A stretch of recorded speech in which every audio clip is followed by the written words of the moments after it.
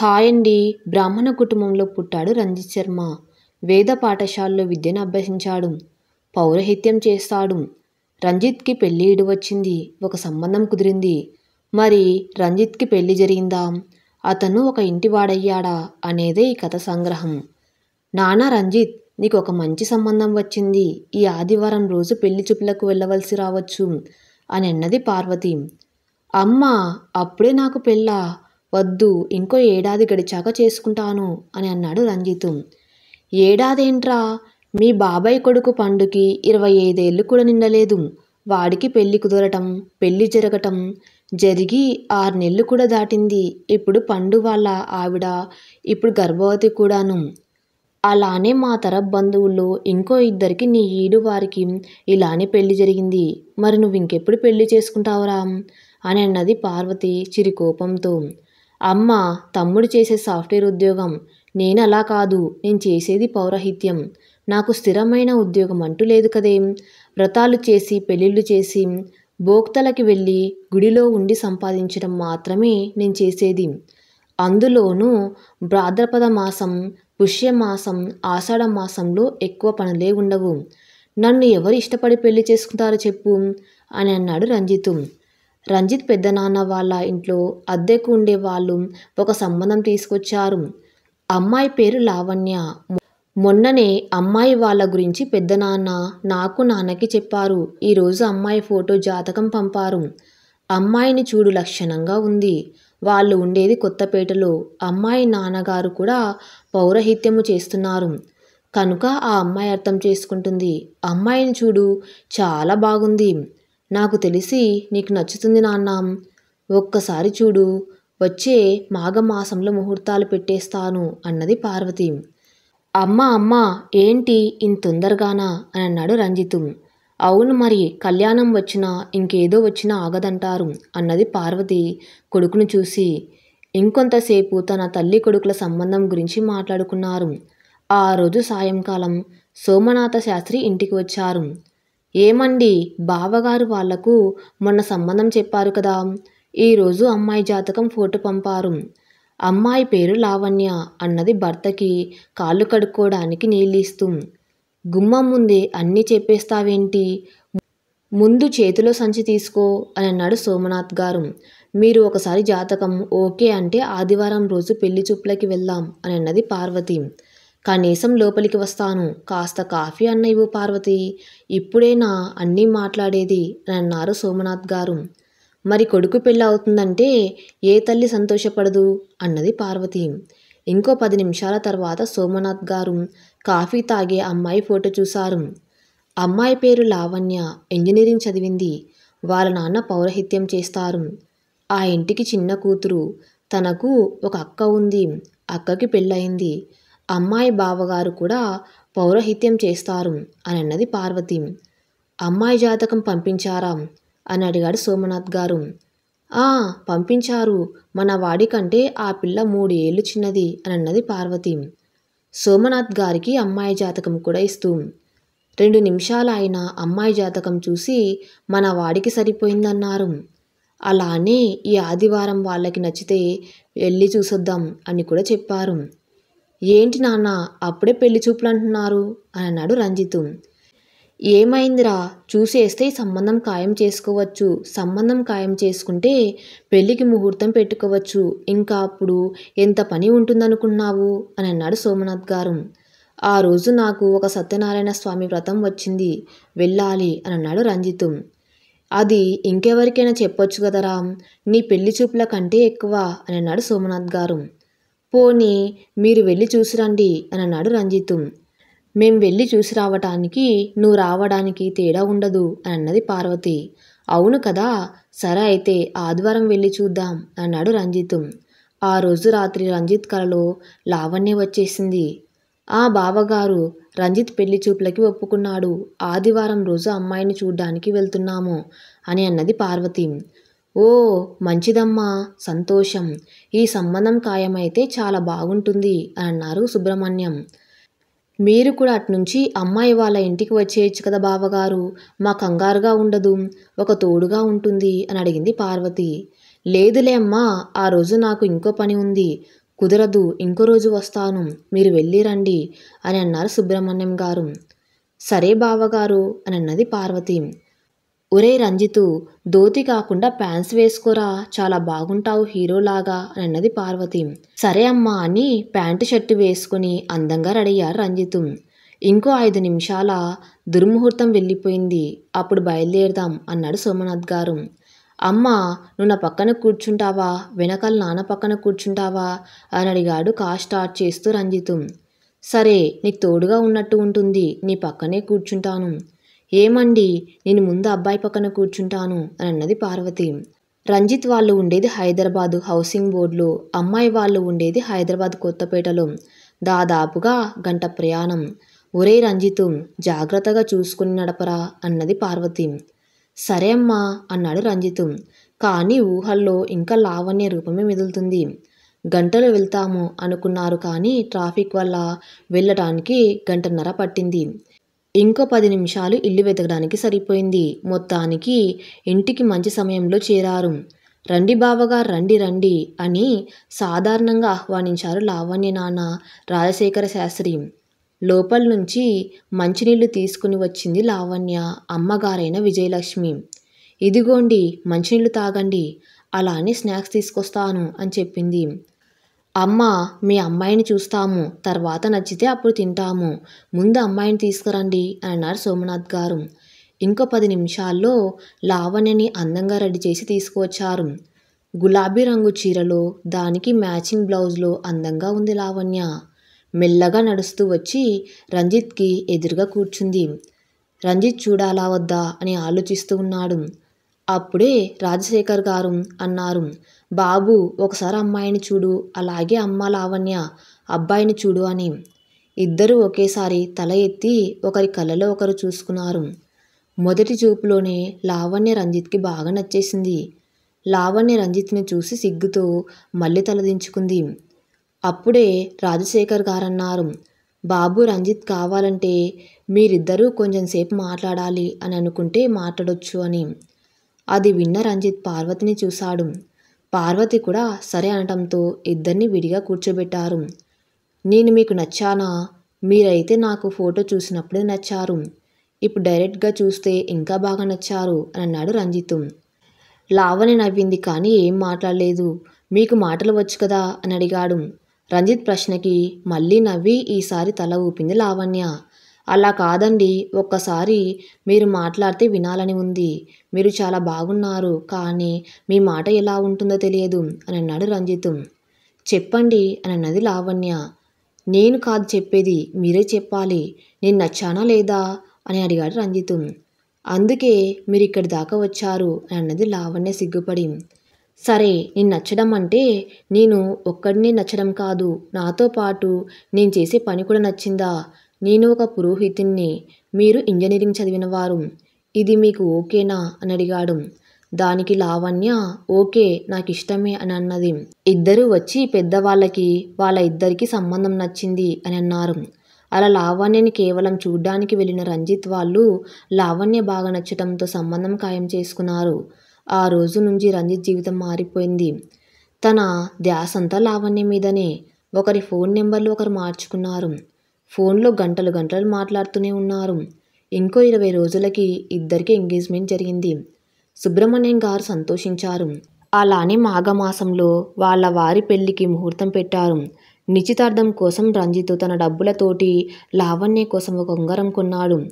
ఇద్దరు ఎంగేజ్మెంట్ లావణ్య వాళ్ళ ఇంట్లో జరిగింది, కానీ పెళ్ళి మాత్రం వైభవంగా చేద్దాం అనుకున్నారు. నిశ్చితార్థమైన 2 నెలలకి పెళ్లి పత్రికలు కూడా అచ్చు అయిపోయాయి. ఇంటికి సున్నాలు వేశారు. అలానే రంజిత్కి పెళ్లి జరుగుతుంది అనే విషయం దాదాపుగా వాళ్ళ బంధువులందరికీ తెలిసింది. అందరూ రంజిత్కి పెళ్లి కుదిరింది అనేసరికి ఆనందపడ్డారు. కొంతమంది ఆశ్చర్యపోయారు. మరి ఎవరైనా బాధపడ్డారా? పెళ్లికి ఇంకా వారం రోజుల టైం ఉంది. అప్పటికి ఇప్పటికీ రంజిత్ ఇంకా లావణ్యతో పెళ్లి తర్వాత ఏం చేయాలి అనే విషయాలు కూడా మాట్లాడుతున్నారు. ఇంకో 2 రోజుల్లో పెళ్లి కొడుకుని చేస్తారనగా లావణ్య నాన్న రాజశేఖర్ శాస్త్రి హడావిడిగా ఫోన్ చేశారు సోమనాథ్ గారికి. అది వాళ్ళ అమ్మాయి లావణ్య ముందు రోజు రాత్రి చెప్పపెట్టకుండా ఇంట్లో నుంచి వెళ్ళిపోయిందని, తను ఒక అబ్బాయిని ప్రేమించిందని, ప్రేమించిన వాడి కోసం ఇంట్లో నుంచి వెళ్ళిపోయింది అని, అసలు రంజిత్తో పెళ్లి తనకి ఇష్టం లేదని ఒక ఉత్తరం రాసి వెళ్ళిపోయింది. ఈ మాట విన్న సోమనాథ్ గారు అలానే పార్వతి గారు సొమ్మసిల్లారు. వాళ్ళిద్దరినీ రంజిత్ హాస్పిటల్కి తీసుకుని వెళ్ళాడు. ఒకవైపు తన పెళ్ళి ఆగిందనే బాధ, అమ్మా నాన్నకి ఏమైనా అయితే అనే కంగారు రంజిత్ని కలవరపెట్టాయి. ఆ మరుసటి రోజు రంజిత్ లావణ్య వాళ్ళ ఇంటికి వెళ్ళాడు. ఇది మీకు ఏమైనా బాగుందా? అసలు మీ అమ్మాయి ఇష్టం కనుక్కొని నాతో పెళ్లికి ఒప్పుకుందా, లేకపోతే బలవంతంగా ఒప్పించారా అని అడిగారు రంజిత్ రాజశేఖర్ని. బాబు రంజిత్, మమ్మల్ని నిజంగా క్షమించు. నువ్వు అల్లుడైతే ఎంత బాగుండేది, కానీ మా అమ్మాయి ఇలా ప్రేమించింది అన్న విషయం మాకు చెప్పలేదు. మా దగ్గర దాచిపెట్టింది. కనీసం ఇలా ప్రేమిస్తున్నాను అని అన్నా నేను ఇలా సంబంధం చూసేవాణ్ణి కాదు, కానీ ఇంత పని చేస్తుందనుకోలేదు అని అన్నారు రాజశేఖర్ బాధపడుతూ. రంజిత్కి వాళ్ళని చూసి జాలేసింది. ఎందుకంటే నిజంగా లావణ్య చేసింది మోసం. రంజిత్తో పాటుగా తన కన్న తల్లిదండ్రులకు తీరని శోకం మిగిల్చింది. ఇప్పుడు రంజిత్ వాళ్ళ నాన్నని అమ్మని ఏమన్నా ప్రయోజనం లేదు. కానీ బంధువుల మధ్యలో రంజిత్ ఎలా తిరుగుతాడు? అందరినీ ఫేస్ చేయాలంటే ఎంత చిన్నతనంగా ఉంటుంది. లావణ్యతోనే జీవితం అనుకున్నాడు, కానీ ఆ అమ్మాయి వదిలేసి వెళ్ళిపోయింది. ఇక తన జీవితంలోకి ఎవరు వస్తారు అని అనుకున్నాడు బాధపడుతూ. వాళ్ళ బంధువులందరికీ పెళ్లి క్యాన్సిల్ అయిందని చెప్పారు. బాబు రంజిత్, బంధువులందరికీ నీ పెళ్లి క్యాన్సిల్ అయిందని చెప్పాను, అలానే ఇంకో సంబంధం అని అంటున్న పార్వతితో అన్నాడు రంజిత్. అమ్మ ప్లీజ్, దయచేసి మళ్ళీ మళ్ళీ చేసుకో అని చెప్పకు అని. అది కాదురా, మా ఆరోగ్యం బాగుందా, అప్పుడే నీకు పెళ్లి చేస్తే నీకు పుట్టబోయే పిల్లల్ని చూద్దామన్నదే మా ఆశ. ఇలా నీకు పెళ్లి సంబంధం చెడిపోయిందని తెలిసి మొదటిగా ఫోన్ చేసింది మా అన్నయ్య శేఖరం. అలానే నాకు విషయం చెప్పాడు. అది వాళ్ళ అమ్మాయి మానసని నీకిచ్చి పెళ్లి చేస్తాను అని అంటున్నారు. దయచేసి కాదనకురా. మొన్న వాళ్ళ ఇంట్లో నువ్వు చేసిన వ్రతం చాలా బాగుందట. ఆ అబ్బాయి చాలా బాగున్నాడు అని చెప్పారు శేఖరం అని అన్నది పార్వతి. అమ్మ ఏంటమ్మా, ఇంకా నేను ఈ బాధ నుంచి తేరుకోలేదు. మళ్ళీ పెళ్ళి అని నన్ను మళ్ళీ బాధ పెట్టకు. ఈ జీవితానికి నాకు తెలిసి పెళ్ళి కాదు. అమ్మాయిలు నాలాంటి పురోహితుల్ని పెళ్లి చేసుకోరు అని అన్నాడు రంజిత్. అంత మాటనకురా, మామయ్య ఒకటే అన్నాడు, మీ కొడుకు నా అల్లుడైతే చాలు అని. అమ్మా ప్లీజ్, అమ్మ నేను చేసుకోను అని అన్నారు రంజిత్.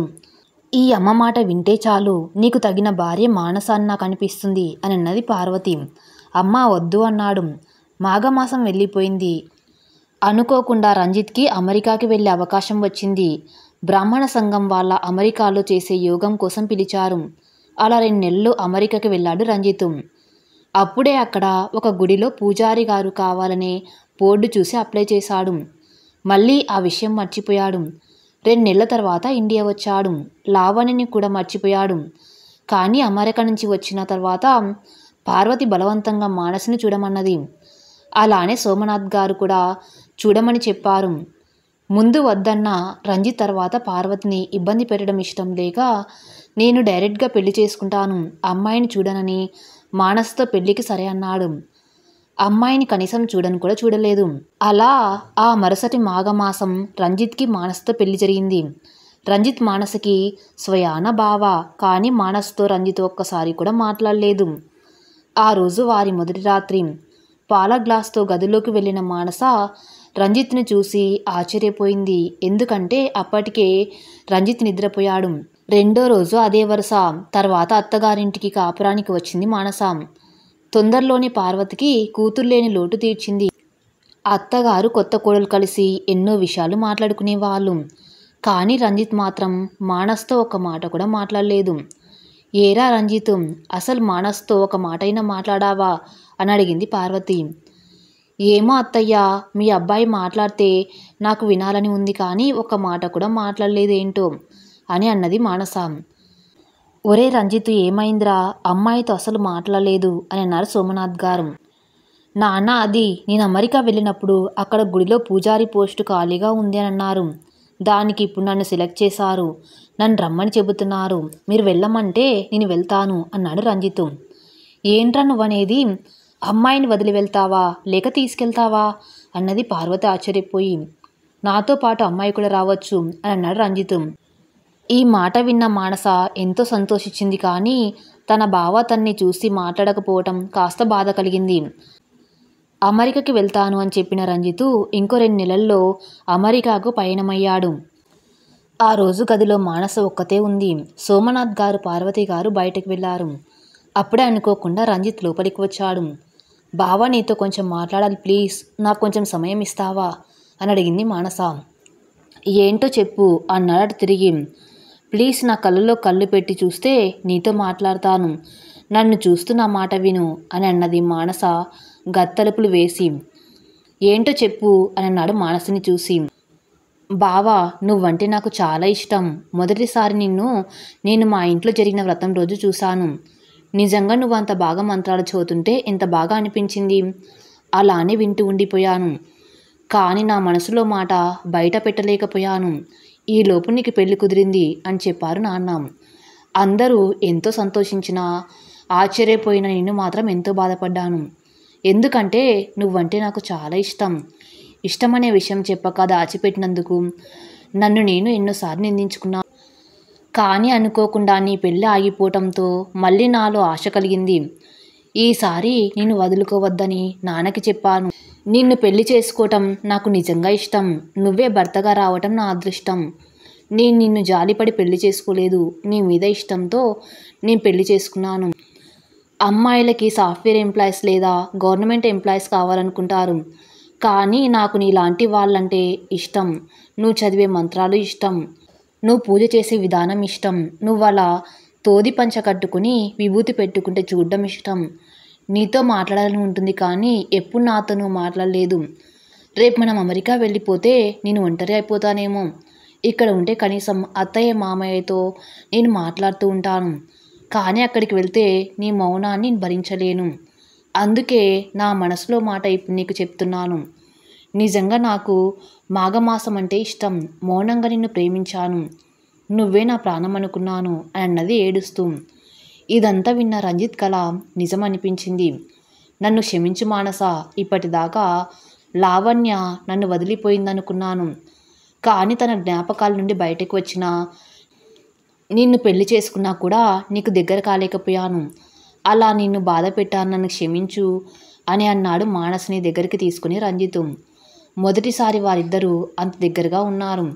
నన్ను క్షమిస్తావు కదూ అని అన్నారు మళ్ళీ మానస కళ్ళలోకి చూస్తూ.